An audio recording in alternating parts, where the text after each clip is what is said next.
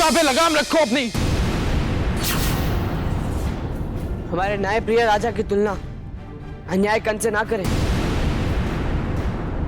आपको न्याय अवश्य मिलेगा, किंतु आरोप सिद्ध होने के बाद। अपराध तो सिद्ध हो चुका है महाराज। अपराधी ने अपना अपराध स्वयं स्वीकार किया है, फिर विलंब कैसा? अक्रूर जी महाराज। राज्य संविधान में इस प्रकार के अपराध का क्या दंड विधान है? महाराज, संविधान के अनुसार आरोप सिद्ध हो जाने के बाद अपराधी को वैसा ही दंड दिया जाए जैसा उसने अपराध किया है। उसे वैसी ही पीड़ा दी जाए जैसा आरोप लगाने वाला भोग रहा है। यदि राज्य का यही विधान है तो देवकी के पुत्रों को भी मृत्यु दंड दिया जाए, ताकि इनको भी पता चले कि पुत्र विच्छोह का दुख क्या होता है। अरे बावरी हो गई है क्या? शांत हो जाइए आप लोग, शांत हो जाइए। क्या तुम ये जानती हो, देवकी ने कंस के अत्याचारों के कारण अपने 6 पुत्र खोए थे। देवकी ने जो कष्ट भोगे हैं, संसार में कोई उसकी तुलना नहीं कर सकता। महाराज, वो भाई बहन का झगड़ा था, परिवार का विषय था, परंतु मैं आपके परिवार में नहीं आती।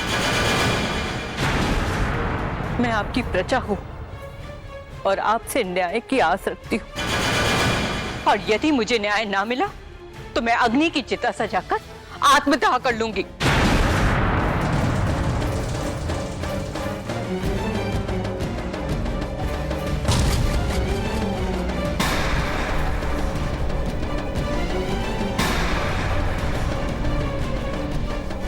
कृष्ण और बलराम को बंदी बना लिया जाए।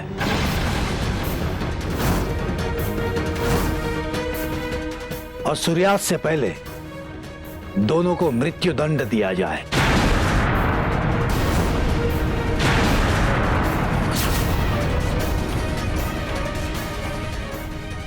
जी महाराज। नहीं, हम ऐसा नहीं होने देंगे। आपको अपना निर्णय वापस लेना होगा महाराज। हाँ, आपको अपना वापस लेना पड़ेगा निर्णय। ये तो हमें नहीं मृत्यु दंड दे दीजिए हमें मृत्यु दंड।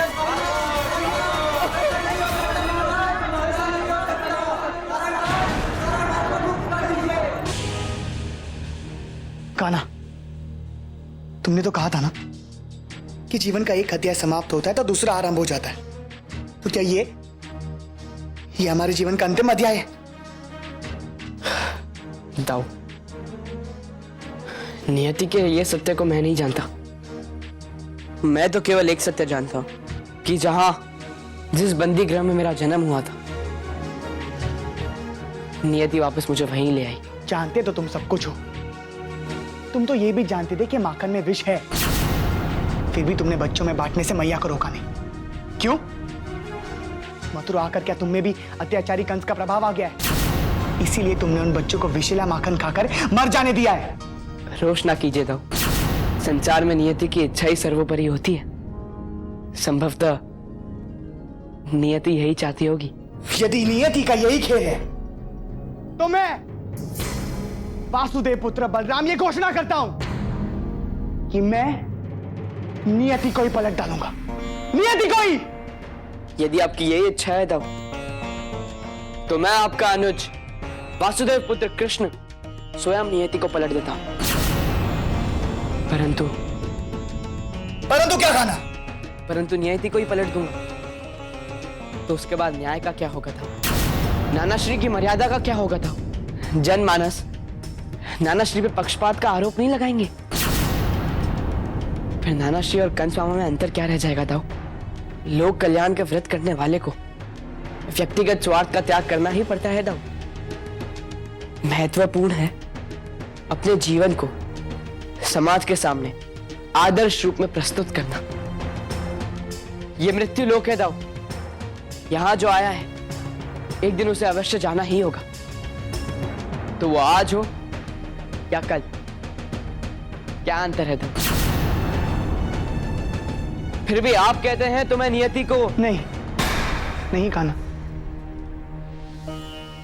नियति को पलटने की कोई आवश्यकता नहीं।